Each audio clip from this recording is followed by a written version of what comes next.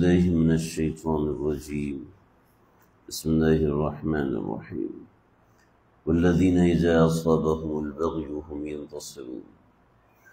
سورہ شورى کی آیت نمبر 39 ہے۔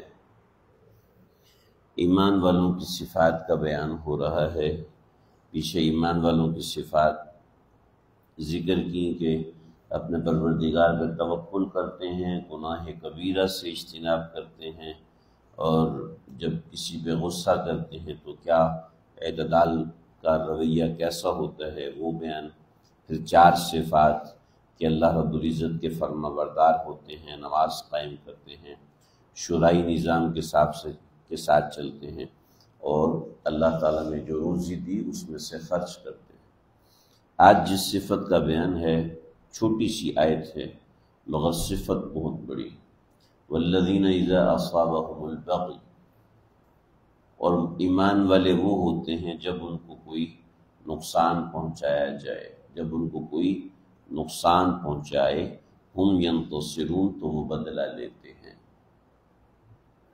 والذین اذا اصابهم البغی، اور وہ لوگ جو جب کہ ان کو پہنچے کوئی تکلیف، کوئی نقصان، ہم ینتصرون، تو وہ بدلہ لیتے ہیں۔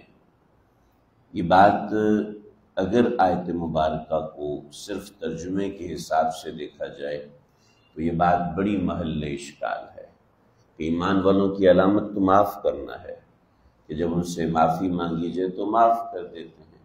اللہ کے نبی کی زندگی بھی عفو درگزر پہ گزری، تو پھر ایمان والوں کی یہ صفت بیان کرنا کہ ہم ینتصرون، کہ وہ بدلہ لیتے ہیں، تو اس کا کیا معنی ہوا؟ معاملہ یہ ہے کہ اللہ رب العزت نے 2 درجے ہر انسان کو دیے ہیں۔ ایک تو خاموش رہنا، عفو درگزر کرنا، اور دوسرا درجہ اپنے ساتھ جو تکلیف ہوئی اس کا بدلہ لینا۔ یہ دونوں قسم کی چیزیں ہی مشروع ہیں۔ اب آگے ایمان والے کے ذمے ہے کہ وہ دیکھے کہ کہاں پر بدلہ لینا چاہیے اور کہاں پر درگزر کرنا چاہیے۔ کہیں ایسا ہوتا ہے کہ انسان درگزر کر جاتا ہے تو درگزر کرنے کی وجہ سے سامنے والا مزید خوخار ہو جاتا ہے، سامنے والے کو مزید شہ مل جاتی ہے، اس سے نقصان ہوتا ہے۔ اور کہیں ایمان والوں کو سمجھ میں بھی اس سے غلطی ہوگی، چلو درگزر کر دو۔ تو یہ وہ معاملہ ہے کہ جس کے اندر اس نوعیت کی چیز ہے۔ جیسے کہیں آپ کی شرافت سے کوئی شخص غلط فائدہ اٹھائے تو وہاں پر اس کو شریف بن کے نہیں رکھنا۔ بطور مثال شریعت میں ہے کہ بعض لوگ ایسے ہیں کہ ان کو سلام نہیں کرنا چاہیے، ان کو سلام نہ کرنا مسنون ہے۔ ان میں سے ایک شخص ہے متکبر، کہ اس کو سلام کیا تو اس کے تکبر میں اضافہ ہوگا، لہٰذا اس کو سلام کرنا نہ کرنا بہتر ہے، اس کو سلام نہیں کرنا چاہیے۔ تو یہاں پر بھی اسی نوعیت کی چیز، اسی نوعیت کا معاملہ ہے کہ جہاں آپ کو سمجھ میں آتا ہے بھی اس کے سامنے چپ ہو جائیں گے تو یہ شیر ہو جائے گا، اس کے سامنے اس کو سمجھائیں گے نہیں، اس کو برابر کی بات نہیں کریں گے تو یہ مزید شیر ہو جائے گا، اور کسی دن اس کا ٹاکرا ہو گیا تو نقصان اٹھائے گا، اور بہت بڑا نقصان اٹھائے گا۔ اس لیے بہتر ہے کہ ابھی اس کو سمجھا دیا جائے، ابھی اس سے بدلہ لے لیا جائے۔ تو ایمان والوں کا بدلہ بھی اللہ کے حکم کے تابع ہوگا، ایمان والوں کا معاف کرنا بھی اللہ کے حکم کے تابع ہوگا۔ تو یہ چیز ہے، ہمارے معاشرے میں یہ معاملہ بہت ہے۔ میرا کام ہو گیا ایک سائڈ پہ ہو جاؤ، میرا کام بن گیا ایک سائڈ پہ ہو جاؤ۔ چنانچہ ہم لوگ کسی اصول کے مطابق نہیں چلتے، بس دیکھتے میرا مزاج ایسا، یا چپ ہو جاؤ، تو میرا مزاج ایسا ہے کہ چپ ہو جاؤ تو بس چپ ہو جاؤ۔ اگر وہاں پر سامنے بات کرنا بعض مرتبہ ضروری ہوتا ہے۔ چنانچہ اب سمجھیے جہاں تک مزاجوں کی بات ہے تو اس کی رعایت بھی اس آیت مبارکہ میں رکھی گئی ہے۔ چنانچہ کچھ لوگ اللہ نے ایسے بنائے ہیں کہ جو پلٹ کے وار کرتے ہیں، اور کچھ لوگ ایسے بنائے ہیں جن کو گالی دے دو تو کہتے ہیں یار ٹھیک ہے، دیتے گالی، تمہیں گالی دینی آتی گالی دو۔ جیسے کسی نے کسی اللہ والے کو گالی دی تو اس نے آگے سے دعا دی، پوچھا بھی وہ آپ کو گالی دیتے آپ دعا دیتے ہیں؟ کہا برتن میں جو ہوگا وہی نکلے گا، اس کے اندر گالیاں بھری ہیں وہ گالیاں دیتا ہے۔ میرے اندر دعائیں بھری ہیں لہٰذا میں دعائیں دیتا ہوں، یہ بھی بات اپنی جگہ پر ہے، لیکن یہی بات قابل تقلید نہیں، ہر بندے کے لیے قابل تقلید نہیں ہے۔ جہاں ضروری ہے وہاں پر اللہ رب العزت نے کچھ رجال کار ایسے بھی بنائے ہوتے ہیں جو کہ بدلے کا مقابلہ کرتے ہیں، چنانچہ وہ بھی اہل ایمان نہیں ہے۔ ایسا نہیں کہ جی معافی کرنا چاہیے، نہیں جی معافی کرنا چاہیے، نہیں، ایسا نہیں ہے، بلکہ بعض مرتبہ یہ معاملہ ہے۔ اس کے بعد بدلے کے حوالے سے سمجھ لیں کہ بدلہ کیا ہوتا ہے۔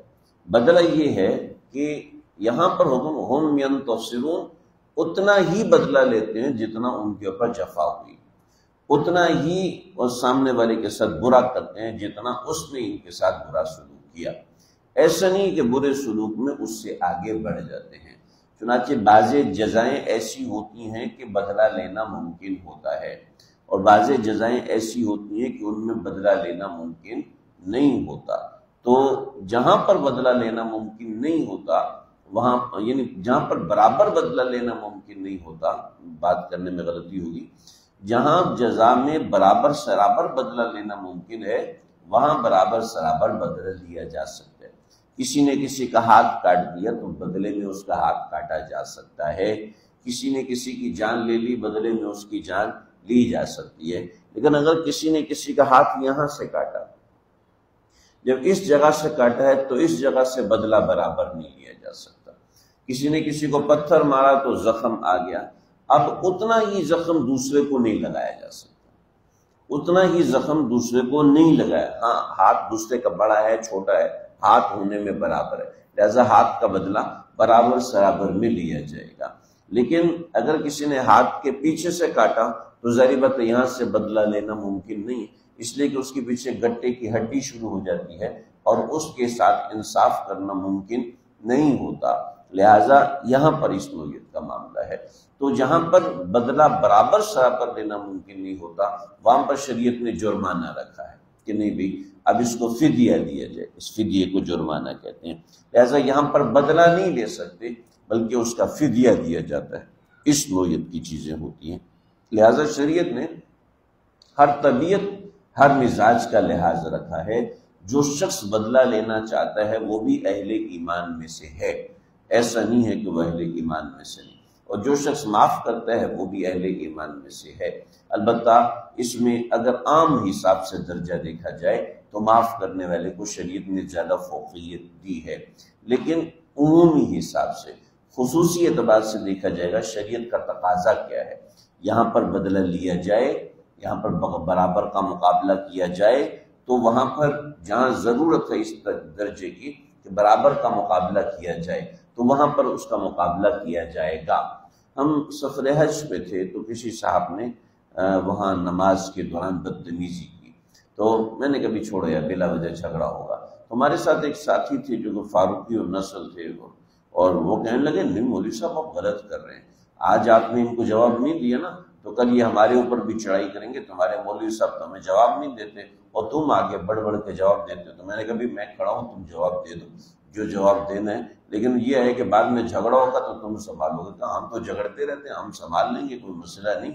تو اب ایسا ہے کہ انسان کو اپنے اس معاملے کے حساب سے دیکھنا چاہیے کہ میں جب بدل لوں گا تو پھر اس کی صورت میں اینڈ ریزلٹ کیا ہوگا، اس حساب سے دیکھا جائے تو یہ معاملہ ہے۔ البتہ یہ آیت عام اعتبار سے ہے کہ جو شخص بدلہ لینا چاہے شریعت نے اس کو اجازت دی ہے، لیکن جہاں بدلہ لینے سے فائدہ ہوگا وہاں بدلہ لینا افضل ہے، جہاں عفو درگزر کرنے سے فائدہ ہوگا وہاں عفو درگزر کرنا چاہیے۔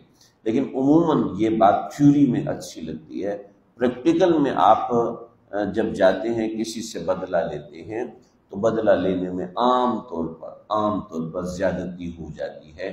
آپ کے ساتھ 10 بندے ہیں، وہ 10 بندے چڑھائی کریں گے، اس بیچارے اکیلے نے چڑھائی کی تھی، تو اس نوعیت کے معاملات ہو جائیں گے۔ لیکن بہرحال یہ آیت مبارکہ معاشرتی اعتبار سے بہت عام ہے، چنانچہ یہ تمام آیات علماء نے مفسرین نے لکھا یہ معاشرتی اعتبار سے ہیں، لہٰذا معاشرتی اعتبار سے جب اس آیت کو ہم پڑھیں گے تو آپ کو سمجھ میں آئے گا کہ معاشرتی اعتبار سے یہ آیت کتنی ضروری ہے کہ اگر ایک گھر کے ساتھ پورے معاشرہ، جیسے ہمارا ایک محلہ ہے، ایک گھر کے ساتھ ایک کام کیا جائے اور بھلائی کا کام کیا جائے، اور وہی کام دوسرے گھر کے ساتھ نہ کیا جائے تو اس گھر والے پریشان ہوتے ہیں کہ بھئی یہ کیا، تکلیف میں آتے ہیں، پریشانی میں آتے ہیں۔